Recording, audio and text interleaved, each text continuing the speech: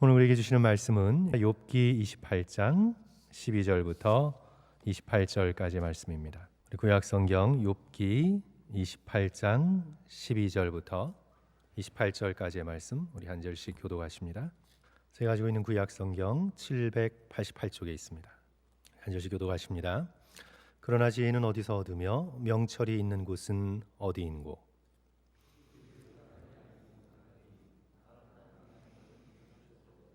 깊은 물이 이르기를 내 속에 있지 아니하다 하며 바다가 이르기를 나와 함께 있지 아니하다 하느니라.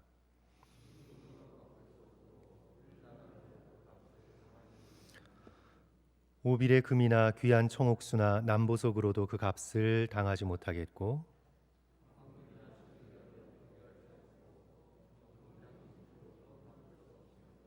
진주와 벽옥으로도 비길 수 없나니 지혜의 값은 산호보다 귀하구나.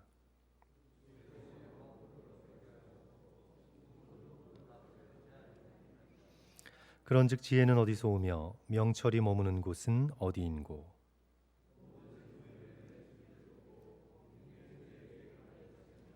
멸망과 사망도 이르기를 우리가 귀로 그 소문을 들었다 하느니라. 이는 그가 땅 끝까지 감찰하시며 온 천하를 살피시며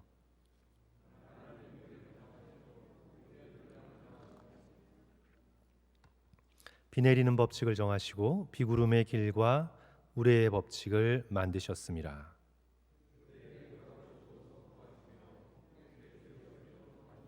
우리 28절 다 같이 읽습니다. 또 사람에게 말씀하셨도다. 보라, 주를 경외함이 지혜요 악을 떠남이 명철이니라. 아멘. 우리 성도 여러분 잘 들리세요? 괜찮으세요? 우리 마이크가 조금 커졌다가 작아진 것 같아서 우리 스피커 약간만 조정해 주십시오. 감사합니다. 오늘 우리 생명의 삶 순서에 따라서 우리 욥기 28장 말씀을 계속해서 나누게 됩니다.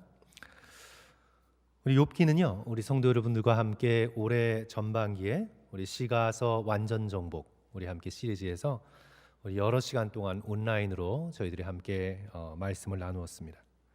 이제 오늘은 욥기 28장 이 본문을 중심으로 우리가 함께 말씀을 나누게 되는데요. 이제 이 욥기 28장은 우리 욥기 전체에서 아주 독특합니다. 욥기 28장이 욥기 1장부터 우리 끝까지 쭉 우리 욥기가 몇 장까지 있죠, 성도 여러분? 우리 잊어버렸습니다. 42장까지. 우리 1장부터 42장까지 쭉 흐르는 가운데서 이 마치 한가운데 떠 있는 섬처럼 우리 욥기 28장은 아주 독특한 문학적인 구조를 가지고 있습니다. 그것은 시입니다. 물론 이제 욥기의 대부분이 시 형식으로 기록되어 있지만 이 욥기 28장은요, 이 지혜시, 이제 wisdom psalm, 이 지혜시인데요, 이 지혜를 노래한 시입니다. 그래서 이 아주 독특한 시입니다. 그래서 이 지혜라는 것이 굉장히 자주 나오는데 우리 12절 다시 한번 보십니다. 그러나 자, 뭐를 찾고 있죠? 그러나 지혜는 어디서 얻으며 명철이 있는 곳은 어디인고? 20절도 보십시오. 자, 그런즉 지혜는 어디서 오며 명철이 머무는 곳은 어디인고? 반복되는 후렴구 같죠. 그리고 이제 28장의 결론인 28절 우리 성도 여러분 다 같이 함께 읽을까요? 또 사람에게 시작. 또 사람에게 말씀하셨도다. 보라, 주를 경외함이 지혜요 악을 떠남이 명철이니라. 그러니까 12절, 20절, 28절 이렇게 세 절에 걸쳐서 지혜를 강조하고 있고요. 그리고 이 가운데에 지혜를 찾는 여러 가지 시적인 표현들과 운율들이 등장하면서 3연으로, 그러니까 1년, 우리 국어 시간 같아요. 1년, 2년, 3년으로 구성된 아주 완벽한, 구조적으로 볼 때 아주 그걸 뭐라 그러나요? 굉장한 구조적인 아름다움을 가지고 있는 그런 지혜시 한 편을 이 욥기 28장은 오늘 우리에게 소개하고 있습니다. 과연 이 욥기 28장은 누가 지은 것일까?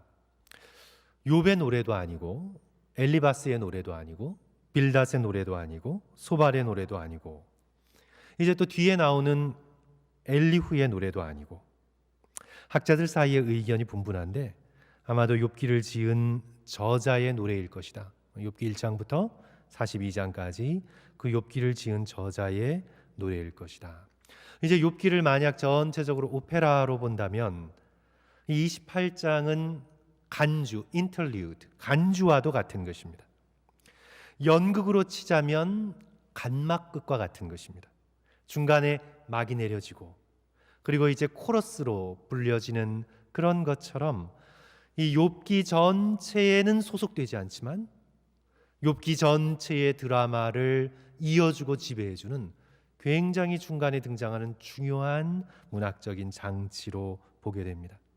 그래서 성도들께서는 이 욥기 28장이 지혜의 노래다. 이제 지혜를 찾고 있는 것이다. 그것을 염두에 두시면서 욥기는 1장부터 42장까지 사실 고통이라는 주제보다 훨씬 더 큰 주제가 지혜다. 그런 것을 우리가 좀 더 염두에 두시면서 우리 욥기를 묵상해 나가셨으면 좋겠습니다. 이제 오늘은 오늘 이 말씀의 순서에 따라서 욥기 28장 지혜의 노래를 살펴보는데 이제 세 연으로 나누어서 우리 함께 살펴봅니다. 12절, 20절, 28절이 이제 세 연으로 구분해 주는 문학적 장치이죠. 이제 첫 번째 연은 1절부터 11절까지입니다. 주제는 인간의 노력으로 지혜를 찾을 수 있다 없다? 없다. 인간의 노력으로 지혜를 찾을 수 없다. 그리고 두 번째 연은 12절부터 19절 돈으로도 지혜를 살 수 없다. 이게 돈 가지면 뭐든지 다 되는 시대인 오늘날의 시대에도 돈 가지고 안 되는 것이 있습니다. 지혜는 돈으로도 살 수 없다. 그리고 이제 셋째 연 20절부터 28절까지 그러면 지혜는 어디 있습니까? 오직 하나님만이 지혜의 소유자가 되신다. 지혜는 어디에 있어요? 하나님에게 있습니다. 그래서 28장 28절 결론이죠. 또 사람에게 말씀하였도다. 보라, 주를 경외함이 지혜요 악을 떠남이 명철이니라. 여기에서 이제 잠언의 대주제와 맥을 같이 합니다. 여호와를 경외하는 것이 지식과 지혜의 근본입니다. 지혜 문학 전체와 욥기가 함께 공통점으로 나누고 있는 거죠. 그래서 세 가지로 나눠서 성도 여러분 오늘 함께 간단하게 살펴봅니다. 첫째로 지혜는 인간의 노력으로 찾을 수 없다. 이게 이제 1절부터 11절까지의 말씀입니다. 우리가 오늘 새벽에도 함께 살펴보았듯이 이제 광물의 이미지가 나옵니다. 광물은 가장 깊은 곳에 있는 것이기 때문에 구하기가 어렵죠. 그래서 광물은 찾기 어렵습니다. 1절과 2절 보시면 은과 금과 철과 동. 오늘날에는 좀 쉽겠지만 옛날 기술로는요, 이런 광물들을 찾고 캐내는 것은 정말 힘이 드는 일입니다. 땅 깊은 곳에 있기 때문입니다. 우리 3절과 4절 보시면 사람은 어둠을 뚫고 모든 것을 끝까지 탐지하여 어둠과 죽음의 그늘에 있는 광석도 탐지하되 그는, 지혜는 사람이 사는 곳에서 멀리 떠나 갱도를 깊이 뚫고 발길이 닿지 않는 곳 사람이 없는 것에 매달려 흔들리느니라. 인간의 능력으로 금과 은과 철과 동은 찾을 수 있지만 지혜는 찾을 수 없다. 이제 6절에 보면 청옥, 사금 있지만 지혜는 찾을 수 없다. 새처럼 날개가 있으면 찾을 수 있을까? 하지만 7절 그 길은 솔개도 알지 못하고 매의 눈도 보지 못하며 그렇다면 짐승처럼 용맹하고 사나우면 온 땅을 돌아다녀 찾을 수 있지 않을까? 8절 용맹스러운 짐승도 밟지 못하였고 사나운 사자도 그리로 지나가지 못하였느니라. 그렇다면 기술이 좋으면 찾을 수 있을까? 9절, 10절, 11절 그래도 찾지 못합니다. 지혜는 인간의 노력으로 찾지 못합니다. 새의 날개, 매의 눈을 가져도 찾을 수 없고 사자의 사나움을 가지고도 찾을 수 없습니다. 그래서 이제 12절 한탄하지요. 우리 12절 말씀 성도 여러분 다 같이 읽습니다. 그러나 지혜는 시작. 그러나 지혜는 어디서 얻으며 명철이 있는 곳은 어디인고. 지혜는 어디서 얻으며, 지혜와 동의어가 명철입니다. 명철이 있는 곳은 어디인가 한탄하고 있습니다. 그런데 성도 여러분, 왜 이렇게 지혜를 찾아야 할까요? 왜 이렇게 wisdom, 소피아, 호크마, 히브리어로 호크마죠. 왜 이 지혜를, 소피아, 이 지혜를 찾아야 할까요? 우리 지혜의 사전적 정의는 세상과 사물과 인생에 대해 올바른 판단을 내릴 수 있는 능력입니다. 다시요. 이 지혜는요, 세상과 사물과 인생에 대해 올바른 판단을 내릴 수 있는 능력입니다. 대표적으로 솔로몬입니다. 지혜의 상징은 솔로몬이에요. 열왕기상 3장을 보시면 두 여인이 한 아기를 놓고 서로 자기 아들이라고, 자기 아기라고 주장합니다. 이제 왕인 솔로몬이 판단을 해야 합니다. 저들의 마음을 잘 살피고 상황을 잘 판단하여서 옳고 그름을 구분할 수 있는 정확한 판단을 해야 합니다. 지혜가 있어야 합니다. 그 당시에는 유전자 검사도 할 수 없었습니다. 그때 이제 솔로몬이 인간의 심정을, 인간의 심령을 꿰뚫어 보게 되죠. 겉모습으로는 누가 어머니인지 알 수가 없어요. 다 이 아이의 어머니가 나다라고 주장하고 있기 때문에 겉모습으로는 알 수가 없어요. 오늘날과 같이 사람의 겉모습으로만 판단하면요, 도무지 알 수가 없습니다. 그런데 솔로몬은 지혜가 있어서 사람의 심령에 깊숙한 곳을 꿰뚫어 볼 수 있는 지혜를 가지고 있었어요. 사람의 속마음을 드러낼 수 있는 판단력을 가지고 있었습니다. 그래서 누가 진정한 어머니인가? 그때 솔로몬이 알았어요. 두 아이를 나누라, 반을 쪼개라라고 얘기할 때 그 반응을 보면 누가 어머니의 마음을 가지고 있는가를 알 수가 있었습니다. 솔로몬은 지혜로운 사람이죠. 세상과 사물과 인생에 대하여 올바른 판단을 내릴 수 있는 능력의 소유자이기 때문에 솔로몬은 지혜의 상징입니다. 솔로몬에 앞서서 창세기의 요셉이 지혜로운 자입니다. 7년의 대풍년이 있었습니다. 그러면 보통 우리들 같으면 어떻게 돼요? 와, 엄청난 풍년이 있었어요. 그러니까 쓸 대로 쓰고 즐길 대로 즐기자. 그러나 요셉은 세상을 정확하게 판단하는 눈을 가지고 있었습니다. 세상과 사물과 인생을 정확하게 판단할 수 있는 능력을 가졌어요. 7년의 풍년 뒤에는 7년의 혹독한 가뭄이 있을 거라는 것을 그는 알고 있었습니다. 그래서 그는 7년만 판단하는 것이 아니라 14년 앞을 내다보고, 그리고 더 나아가 믿음의 백성을 품을 수 있게 영원을 내다보면서 그는 미래를 준비하죠. 그래서 7년 동안 풍년이 있었을 때 흥청망청 쓰지 않고 그 모든 것을 곳간에 쌓아둡니다. 7년 가뭄의 때를 대비하는 거죠. 그래서 요셉은 지혜로운 자입니다. 그런데 이제 오늘 이 욥기 28장에서 말하는 지혜, 욥이 찾고 구하고 있는 그 지혜는 그 정도의 지혜가 아닙니다. 그 정도의 지혜라면 솔로몬에게서 발견할 수 있고 요셉에게서 찾아낼 수 있어요. 그 정도 지혜라면 세상에서 찾아낼 수 있습니다. 그러나 지금 욥이 찾고 있는 지혜는 그 정도의 지혜가 아니에요. 욥기에서 구하고 찾고 있는 지혜는 고통에 대해 대답을 줄 수 있는 지혜입니다. 고통에 대해. 그것도 무고한 자의 고통, 선한 자의 고통에 대해 답을 줄 수 있는 지혜입니다. 욥은 지금 고통 가운데 있습니다.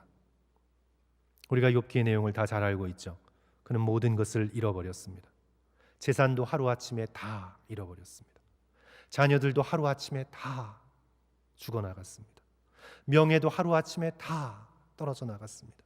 건강도 하루아침에 다 사라졌습니다. 그가 이 모든 것을 잃어버리기 전에는 나름대로 지혜 있는 사람이었습니다. 솔로몬처럼, 요셉처럼 사람들에게 지혜로운 자다, 저는 세이지다, 저는 지혜 있는 자다라고 인정을 받았습니다. 우리가 이제 다음 주에 묵상하게 될 욥기 29장 보시면 21절부터 23절까지요. 성도 여러분 잠깐 찾아볼까요? 욥기 우리 한 장 넘어가시면 돼요. 29장 21절부터 23절까지 보시면 우리 또 한 절씩 읽죠. 무리는 우리 같이 읽으면 좋습니다. 졸릴 때는 성경 구절 같이 읽는 게 최고예요. 무리는 우리 한번 제가 먼저 읽을게요. 무리는 내 말을 듣고 희망을 걸었으며 내가 가르칠 때에 잠잠하였노라. 내가 말한 후에는 그들이 말을 거듭하지 못하였나니 나의 말이 그들에게 스며들었습니다. 23절의 표현은 너무나 놀라운 표현이에요. 같이 읽을까요? 그들은 비를 기다리듯 나를 기다렸으며 봄비를 맞이하듯 입을 벌렸느니라. 성도 여러분, 여러분을 누군가가 비를 기다리듯 기다립니까? 봄비를 기다리듯 입을 벌리며 맛보기 위해서 기다립니까? 긴 가뭄 끝에 내리는 봄비, 이스라엘 백성에게는 목숨과도 같이 소중한 빗방울이었습니다. 그러니까 사람들이 욥을 기다리기를, 그의 입에서 떨어지는 위로의 말과 지혜의 말을 기다리기를 비를 기다림같이 기다렸어요. 봄비를 기다림같이 욥의 지혜로운 말과 위로의 말을 기다렸단 말입니다. 욥은 지혜자였습니다. 솔로몬 못지않은, 요셉 못지않은 욥은 지혜자였습니다. 고난이 닥치기 전에는 그랬습니다. 그러나 하루아침에 모든 것을 잃어버리는 절대 고난 앞에서 인간의 지혜가 아무 소용이 없습니다. 아무 소용이 없습니다.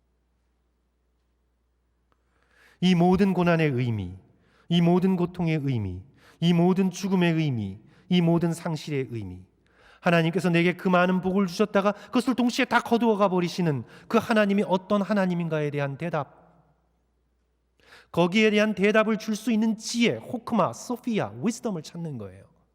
이 지혜는 어디서도 찾을 수가 없어요. 솔로몬에게도 요셉에게도 찾을 수가 없습니다.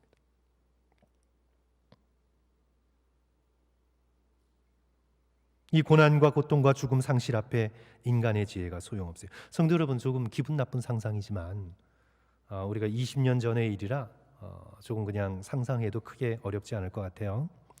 우리들의 가족이나 동료가 911 사건의 피해자라고 한번 기분 나쁜 상상을 해보십시오.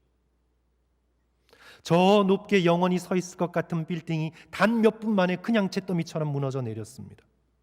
수십 년 동안 함께 일하던 동료가, 가족이 하루아침에 그 잿더미에 깔려 죽었습니다. 무엇이라고 설명할 수 있어요? 뭐라고 설명할 수 있어요?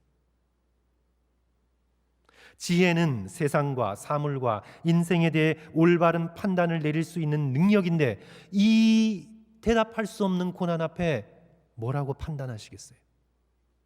누구는 살고 누구는 죽었어요. 뭐라고 판단하시겠어요? 왜 이 사람은 살아난 거고 이 사람은 죽은 거예요? 왜 나는 30분 사이로 빠져나오고 왜 나보다 훨씬 더 착하고 헌신적이고 희생적이었던 소방관들과 경찰관들은 잿더미 속에 깔린 거예요? 왜? 누군 살고 누군 죽고 왜 이런 거예요?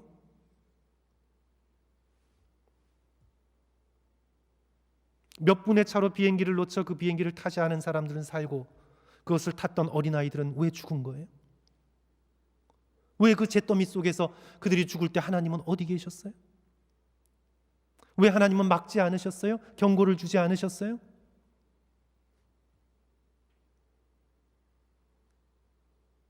지혜는 세상과 사물과 인생에 대해 올바른 판단을 내릴 수 있는 능력인데, 이 비극과 상실과 죽음 앞에, 재앙 앞에 지혜가 어디 있어요? 내가 이 지혜를 어디서 찾을 수 있습니까? 지혜를 찾고 찾지만 구할 수 없습니다. 엘리바스의 지혜, 택도 없습니다. 빌닷과 소알의 지혜, 헛됩니다. 헛된 말입니다. 바람에 흩어져 버리는 말입니다. 고난의 한 방울도 경험해보지 못한 자의 말, 아무런 지혜도 없습니다. 그래서 욥은 고통에 대해 대답할 수 있는 지혜를 지금 찾고 있는 겁니다. 그것을 찾고 찾지만 찾을 수가 없는 겁니다. 그러면 돈으로 살 수 있을까? 돈으로 한번 사볼까? 그래서 이제 두 번째 연으로 이어지죠. 13절부터 19절. 그런데 돈으로도 보화로도 지혜를 살 수가 없어요. 15절. 순금으로도 바꿀 수 없고 은을 달아도 그 값을 당하지 못하리니. 금보다 더 귀한 오빌의 금, 그게 뭐 어떤 금인지 모르겠어요. 귀한 청옥수, 남보석, 우리 보석 장사하시는 성도들께서 아시는지 모르겠어요. 근데 전 모르겠어요, 이게 뭔지. 그 귀한 것으로도 16절 살 수 없습니다. 17절, 18절, 19절 들어보지도 못한 신비한 보석들의 이름이 나옵니다. 어떤 보석을 가지고 가도 지혜를 구할 수가 없습니다. 지혜와 딜을 할 수가 없습니다. 살 수가 없습니다. 19절 우리 다 같이 한 목소리로 읽습니다. 성도 여러분, 28장 19절 구스의 시작. 구스의 황옥으로도 비교할 수 없고 순금으로도 그 값을 헤아리지 못하리라. 그러니까 순금을 다 갖다 줘도, 온 지구를 다 파헤쳐 순금을 다 갖다 줘도 지혜의 값에 미치지 못해요. 세상의 어떤 보화로도 지혜를 살 수가 없습니다. 맞는 말이에요, 성도 여러분. 물질이 아무리 많아도 고통과 죽음을 포함한 인생의 참된 의미를 깨닫는 지혜는 돈으로 살 수 없습니다. 오히려 가난한 사람들이 훨씬 더 지혜를 꿰뚫어 알 수 있는 경우가 많아요. 누가복음 12장을 보죠. 누가복음 12장 보시면 우리가 너무나 잘 아는 어리석은 자의 비유가 등장합니다. 소출이 풍성해졌어요. 그래서 그는 앞날을 내다보고 곡간을 크게 지었어요. 지금 요셉과 같죠? 그죠? 소출이 풍성해졌어요. 그 곡간을 지었어요. 그리고 모든 곡식과 물건을 그 곡간에 다 쌓아둬요. 그는 현대로 보자면 성공한 빌 게이츠나 베이조스나 지금 뭐 첨단을 달리고 있는 일론 머스크와 같은 인물입니다.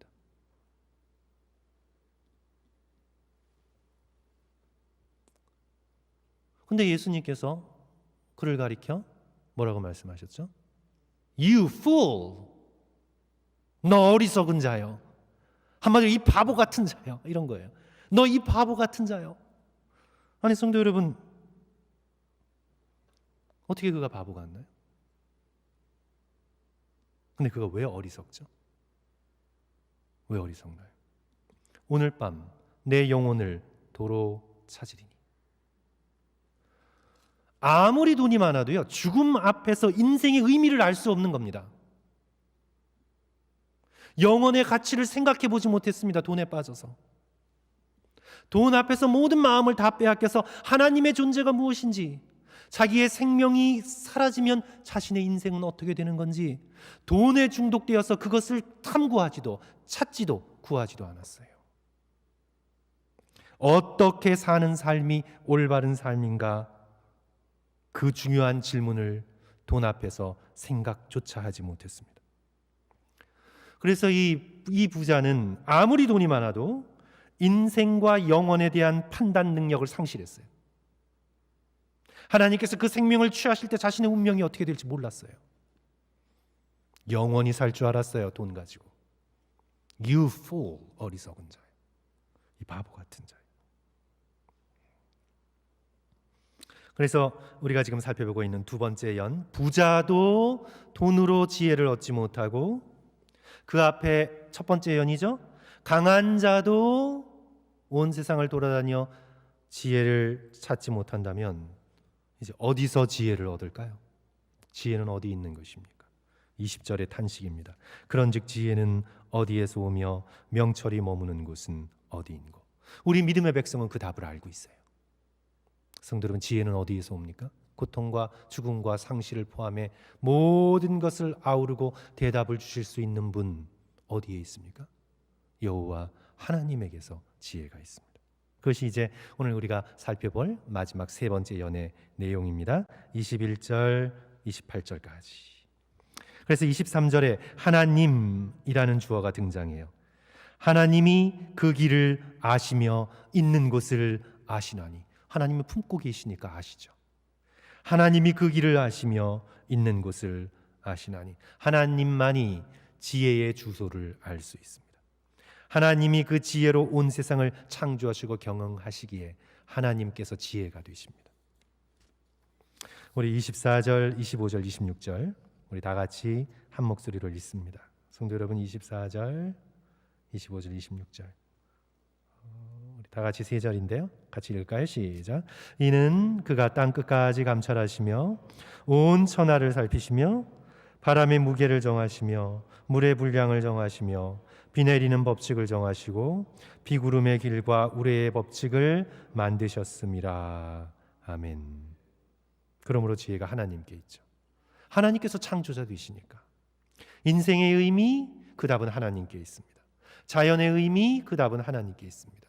죽은의 의미, 생명의 주관자 되시는 하나님께 있습니다. 내가 당하는 고난의 의미, 예수 그리스도의 십자가의 고난을 친히 겪으신 성자 하나님에게 고난의 의미의 답이 있습니다.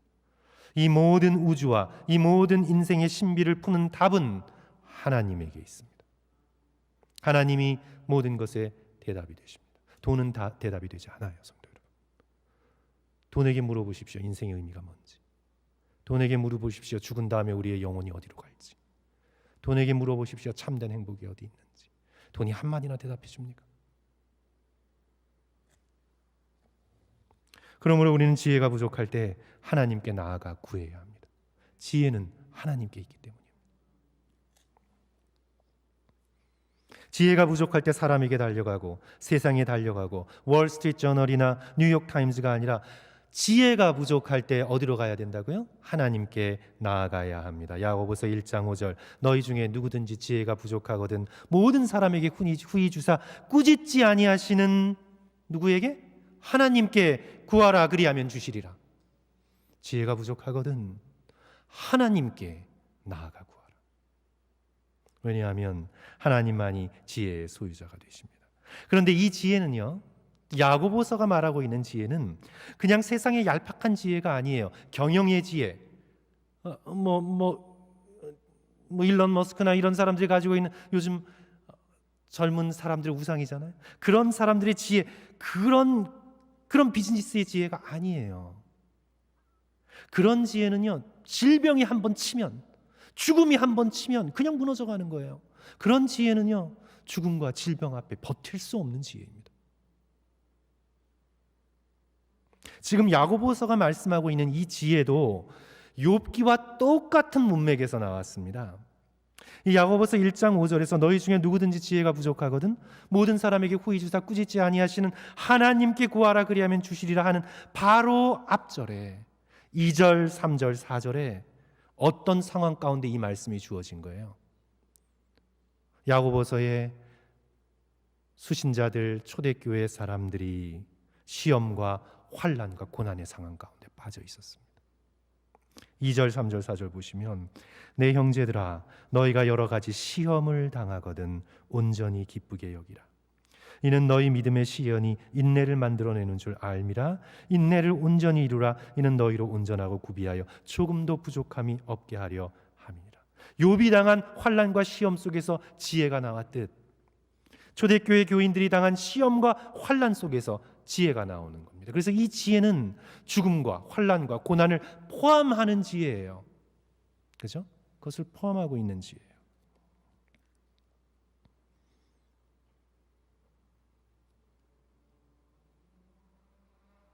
그 시험과 환난이 어떤 의미가 있는지, 그리고 어떻게 모든 것이 합력하여 선을 이루는지, 어떻게 온전함을 이루는지, 그것을 깨닫는 지혜가 부족하거든 하나님께 구하라 그리하면 주실 것이라. 하나님께 욥이 구하고 있는 궁극적인 지혜의 대답이 있는 거죠. 그러므로 사랑하는 성도 여러분, 진정한 위로는 사람의 말이 아닌 하나님의 말씀에서 나온다는 것을 다시 한번 기억하십시오. 하나님의 말씀이 지혜입니다. 우리 말씀 캠페인 쭉 함께 교재 읽으셨으면 기억하시죠?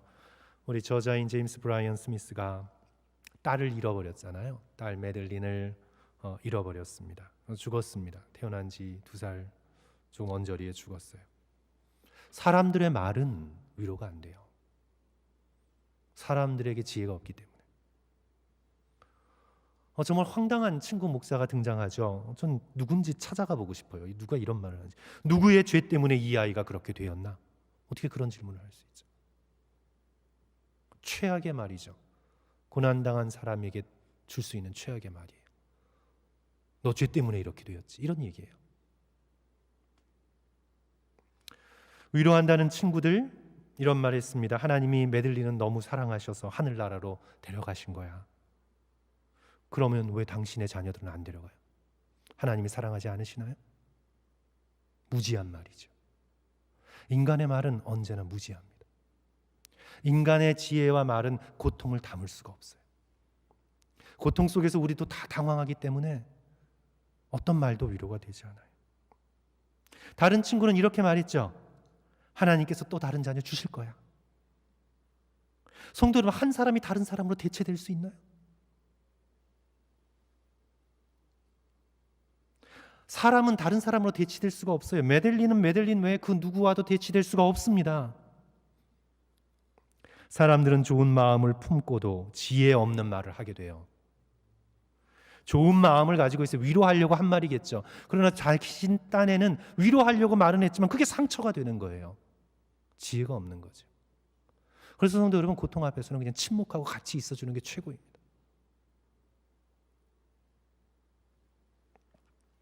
그런데 이 저자인 제임스 브라이언 스미스가 어디서 참된 위로를 얻습니까? 그가 어디서 메델린이 죽은 고통의 대답을 얻게 되죠? 사람에게서 얻게 됩니까? 아니에요. 시간이 흐른 후 비 오는 날, 메델린은 묵고 오던 날과 비슷한 날, 그 눈물이 비처럼 쏟아지던 날, 하나님을 향해 믿음이 떨어졌던 날, 그가 그 순간에 하나님을 향해 말을 합니다. 하나님에게 한 말, 하나님께 이런 말을 해요. 주님, 이 아이가 차라리 태어나지 않았으면 좋았을 걸 그랬습니다. 그때 하나님이 왜 메델린이 죽어야 했는지에 대한 직접적인 답은 주시지 않지만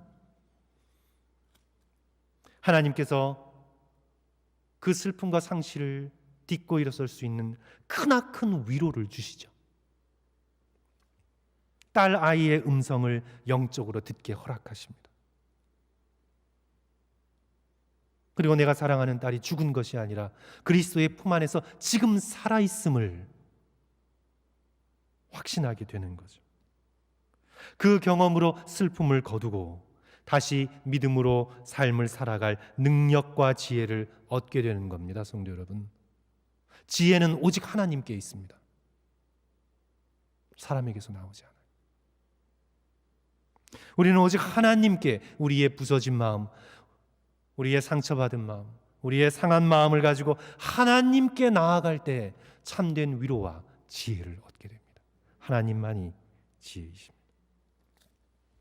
제가 종종 이용도 목사님의 말씀을 좀 드렸던 것 같습니다. 이용도 목사님이 신앙의 동지였던 박정수 씨에게, 전도인이었는데 이런 편지를 보냈습니다. 1930년 1월에 보낸 편지입니다. 누님이여, 주님만이 우리에게 위로가 되고 힘이 되고 소망이 되나이다. 주가 안 계셨다면 나는 아주 불쌍한 사람이 됩니다. 주님이 나의 생명유예다. 나의 눈물은 주께서라야 씻길 수 있사옵고 나의 호소는 주님이라야 들어주십니다. 나는 오늘 저녁 예배당으로 나가기로 작정했습니다. 예배당은 나의 판결 골짜기입니다. 나의 해결처입니다. 슬퍼도 그리로 가고 기뻐도 그리로 가고 억울해도 그리로 갑니다. 그곳은 주와 나의 면회소요 상담소입니다. 주밖에는 나를 참으로 알아주는 이가 없습니다. 참된 고백이죠. 이용도 목사님은 억울한 핍박을 많이 당했습니다. 전도하는 대상에게도 당했고 주변 사람들에게도 당했고 특별히 이 기성교회 목회자들로부터 많은 핍박을 당했습니다. 그는 그 모든 억울함, 그 모든 슬픔, 그 모든 고난, 그 모든 가난, 그가 결국은 아주 젊은 나이에 영양실조로 죽게 되잖아요. 그리고 그 질병, 그 환난의 시험을 가지고 그가 가는 곳은 사람이 아닙니다.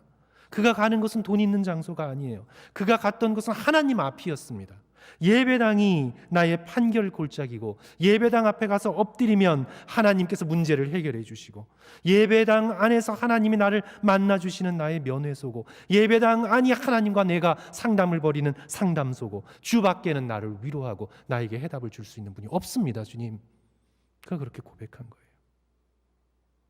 그러나 우리는 너무 하나님 앞에 엎드리지 않고 사람들에게 달려가고, 사람들을 힘으로 삼아 무엇인가를 이루려고 하죠. 오직 지혜는 하나님께로부터 나옵니다. 성도 여러분, 하나님 앞을 떠나서는 지혜가 없습니다. 그래서 하나님을 모르는 자는 가장 무식한 자예요. 그러나 아무 교육을 받지 않아도, 한글을 읽을 줄 몰라도 주님을 사랑하는 마음을 품고 사는 사람은요, 가장 지혜로운 사람. 하나님이 지혜입니다. 그래서 성도 여러분, 욥기 전체의 결론이에요. 이 욥기 28장의 결론이 아니라, 이 지혜심안의 결론이 아니라, 이 간주, 인터리우드, 그렇죠? 간막을 통해서 이 욥기의 저자가 이미 28장에서 욥기 전체의 주제를 얘기하고 있는 거예요. 욥기 전체의 주제는 28장 28절입니다. 우리 다 같이 한 목소리로 다시 한번 읽고 말씀을 마칩니다. 자, 또 사람에게 말씀하셨도다. 시작. 또 사람에게 말씀하셨도다. 보라, 주를 경외함이 지혜요, 악을 떠남이 명철이니라. 주를 경외함이 지혜입니다. 잔꾀로 요리조리 피해서 악을 통해 얻을 것을 많이 얻고 사는 사람, 굉장히 어리석은 사람입니다. 주를 경외함이 지혜요, 악을 떠나는 것이 명철입니다. 명철입니다. 사랑하는 성도 여러분, 지혜를 구하러 사람이나 세상에 먼저 달려가지 맙시다. 물론 우리는 사람들의 조언에 귀를 열어야 돼요. 그리고 세상의 여러 가지 지식을 귀 기울여 배워야 돼요. 하지만 먼저 제일 중요한 자리, 그것은 하나님 앞에 나아가는 자리, 예배의 자리, 꿇어 엎드리며 눈물 흘리며 주 앞에 부르짖는 자리, 욥이 아무리 고통스러워도 결코 포기할 수 없는 자리, 하나님 앞에서의 자리, 하나님께 부르짖고 간구하는 그 자리, 충성스럽게 지켜나가시기를 주님의 이름으로 간절히 축원합니다. 우리 기도하겠습니다.